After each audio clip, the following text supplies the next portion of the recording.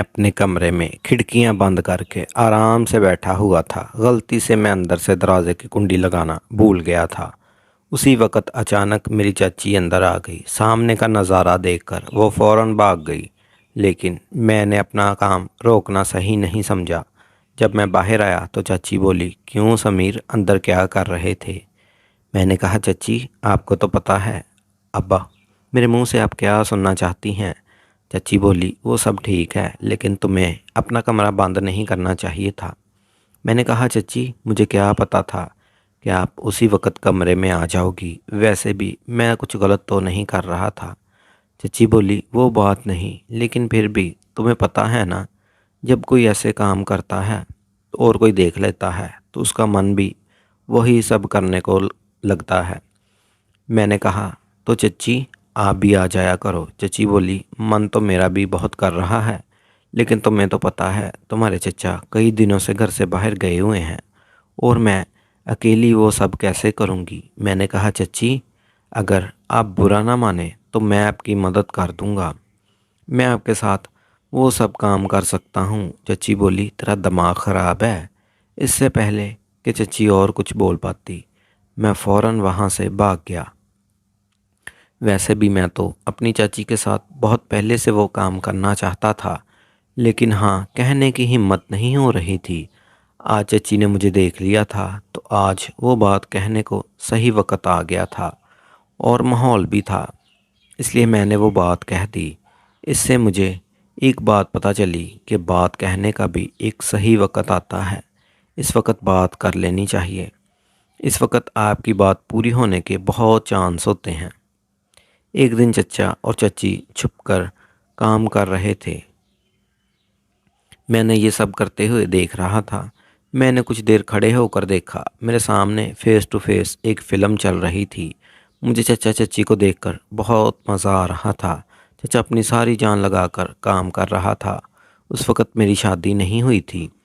मैं 22 साल का था और मेरी चच्ची बहुत खूबसूरत थी। वो हमेशा मेरे साथ मजाक करती रहती थी।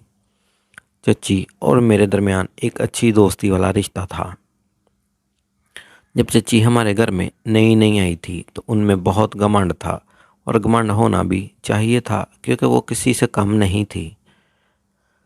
चच्ची की ऊंचाई और लंबाई बहुत थी। उनकी आंखें गोल और बड़ी बड़ी थी।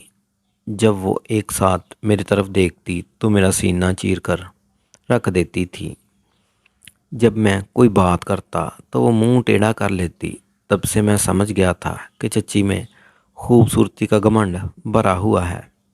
चचा एक प्राइवेट कंपनी में काम करते थे। जहां वो काम करते थे वो हमारे घर से 50 किलोमीटर दूर था। उन्हें वापस आते वक्त आधी रात हो जाती थी। कभी कभी तो वो घर वापस ही नहीं आते थे, वो वहीं रुक जाते थे। अब वहीं रहने का इंतज़ाम कर रहे थे क्योंकि घर रोज़ाना आना जाना बहुत दूर पड़ जाता था। जब चचा जी वापस नहीं आते थे तो चची अपने कमरे में अकेली रहती थी। मैंने चच्ची को कई बार अकेली देखा था और उन्हें देखकर मैंने भी महसूस किया था कि मेरे चचा आधी रात को घर आते हैं, कभी काम करते हैं और कभी नहीं। जितनी चाची को प्यार की ज़रूरत थी चचा उतना ही नहीं देते थे। मुझे पूरी तरह समझ आ चुका था कि चचा चाची को प्यार नहीं दे पा रहे थे। एक दिन सुबह मैंने देखा कि चची बहुत उदास लग रही हैं। मैंने पूछा, चची क्या हुआ, आप उदास लग रही हैं? चची बोली, मेरी तबीयत ठीक नहीं लग रही। मैंने फ़ौरन मेडिकल स्टोर से दवा ला कर दी। दवा खाकर चची अपने कमरे में चली गई। थोड़ी देर बाद मैंने उनका हाल जानने कमरे में जाकर देखा तो उन्हें तेज़ बुखार था। मैंने कहा, चची चचा आज घर नहीं आएंगे? चची बोली, वो दफ्तर का काम कुछ दिनों के लिए बाहर गए हैं। मैंने कहा, अब क्या करूं? चची की तबीयत तो बिगड़ती जा रही है। तब मुझे अपने दोस्त अमान का ख्याल आया, जिसके वालिद डॉक्टर थे। मैंने फ़ौरन ईमान को फ़ोन किया, ईमान तुम्हें एक काम करना है। वो बोला, हाँ बताओ। मैंने कहा, जल्दी से अपने वाला साहब को मेरे घर भेज दो। वो मेरी चची की तबीयत बहुत ख़राब है। वो बोला, ठीक है मैं अभी भेज देता हूँ। थोड़ी देर बाद अमान के वालिद आ गए। उन्होंने चची को इंजेक्शन लगाया और कुछ दवाएं लिख दी। तकरीबन 1 घंटे बाद चच्ची को आराम मिल गया। सुबह जब मैं बाथरूम जा रहा था तो चच्ची ने आवाज़ दी, समीर ज़रा मेरे पास आओ। मैं उनके पास गया तो चच्ची बोली, मुझे माफ़ कर दो। मैंने पूछा, किस बात के लिए? चच्ची बोली, जब से मैं इस घर में आई हूँ एक बार भी तुमसे सीधे मुंह बात नहीं की, और तुम मेरा कितना ख्याल रखते हो ये कल मुझे पता चला जब मेरी तबीयत ख़राब थी।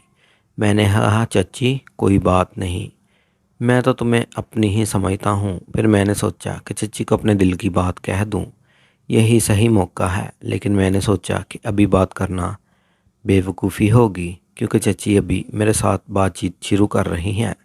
अगर मैं अभी सब कुछ कह दूंगा तो बहुत जल्दबाजी होगी और चच्ची भी तैयार नहीं होंगी। इसलिए पहले चच्ची का साथ और प्यार बढ़ाना होगा। इसके बाद चच्ची और मेरे दरमियान एक अच्छी दोस्ती हो गई।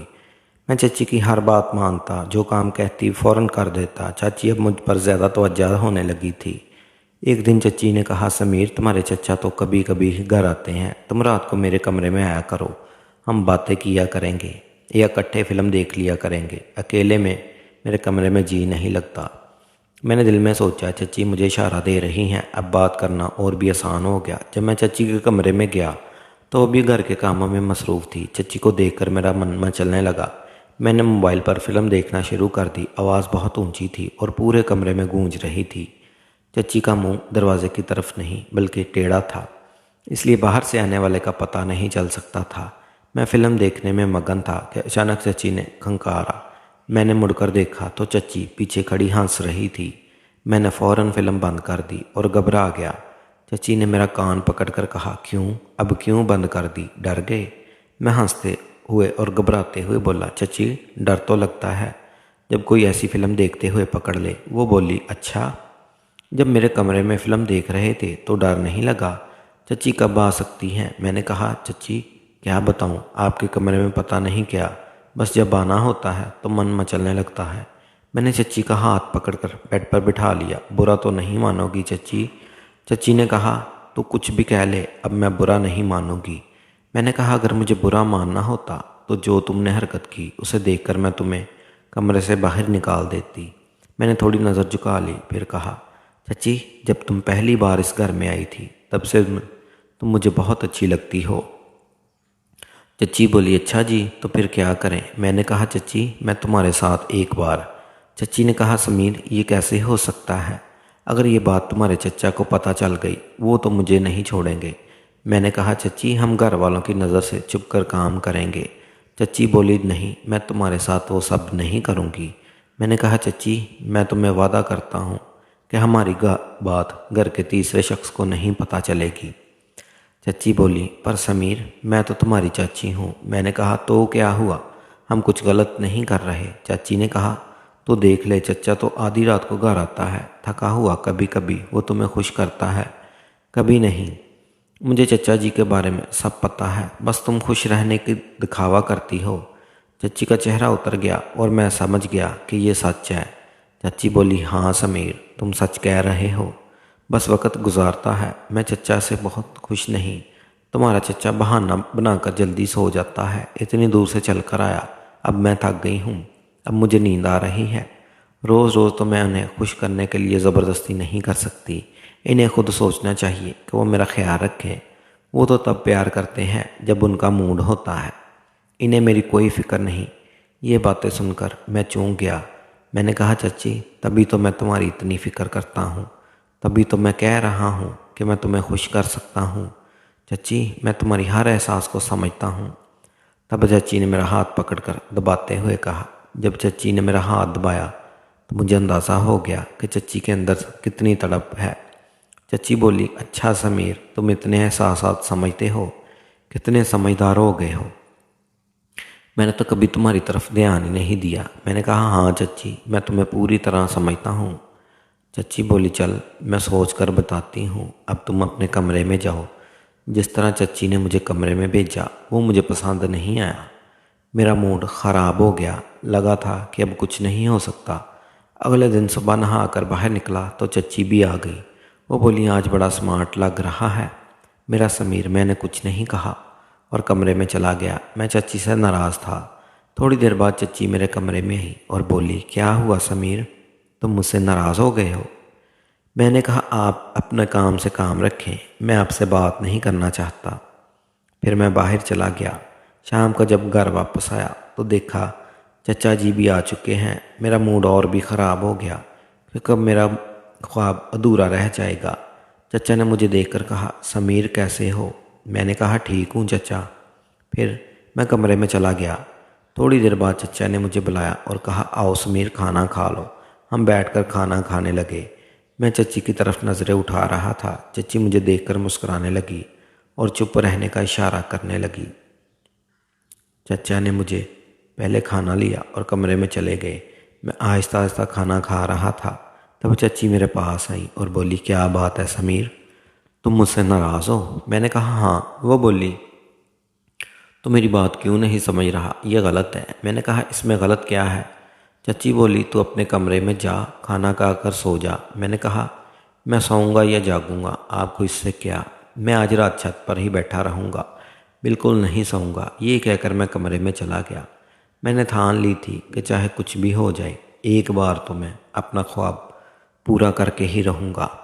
जब सब सो गए तो मैंने कमरे का दरवाज़ा ज़ोर से खोला ताकि चच्ची को पता चल जाए कि मैं छत पर जा रहा हूँ। फिर मैं छत पर चला गया। वहाँ 2 मिनट बैठा ही था कि मुझे पायल की आवाज़ सुनाई दी। पीछे मुड़कर देखा तो चच्ची छत पर आ रही थी। वो मेरे पास आकर बैठ गई और बोली, तू पागल हो गया है? इतनी रात को यहाँ छत पर क्या कर रहा है? मैंने कहा, मेरी मर्ज़ी, मैं वही करूँगा जो चाहूँगा, आप नीचे जाएं। चच्ची ने मेरा हाथ पकड़कर अपने हाथों में लिया और बोली, समीर, अंदर से तो मैं भी तेरे साथ हूँ, पर अब हम वो काम नहीं कर रहे। ये हम दोनों के लिए अच्छा नहीं होगा, क्योंकि जो काम तू मेरे साथ करना चाहता है वो तो एक दिन ज़रूर करेगा, पर थोड़ा सब्र और अच्छा होगा। मैंने चच्ची की बात समझ ली। मैंने कहा, ठीक है चच्ची। सुबह चचा ने कहा, समीर, मेरी बात गौर से सुनो। मैंने कहा, हाँ बताइए। चचा बोला, मैं तुम दोनों को एक बात बताने आया हूँ। मैं अब दोबारा वापस नहीं आऊँगा। मैं कंपनी के काम से बाहर जा रहा हूँ। तकरीबन 6 माह बाद ही वापस आऊँगा। मैंने कहा, अच्छा चच्ची जी? चचा बोला, हाँ, और अब इसके घर की जिम्मेदारी तेरी है, तू अपनी चच्ची का भी ख्याल रखना।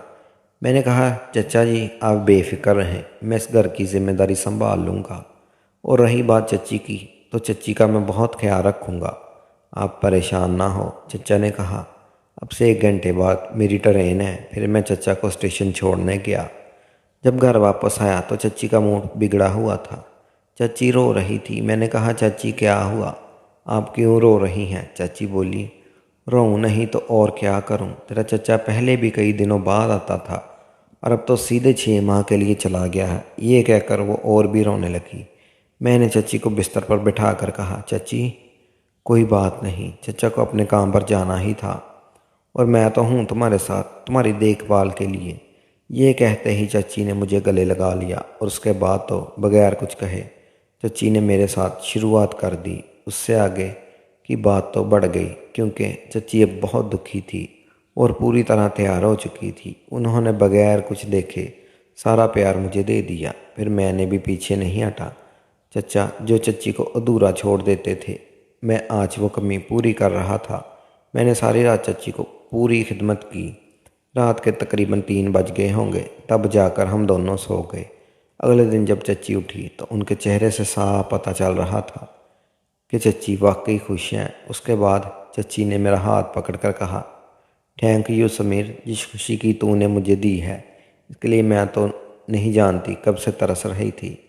मैंने कहा, चच्ची आप तो मेरी बात ही नहीं मान रही थी, साथ ही देखो आज आपके चेहरे की खुशी बता रही है कि आप अंदर से कितनी खुश हैं। उसके बाद चच्ची ने मुझे गले लगाकर शुक्रिया किया। उस दिन के बाद मैंने चच्ची के कमरे में ही सोना शुरू कर दिया।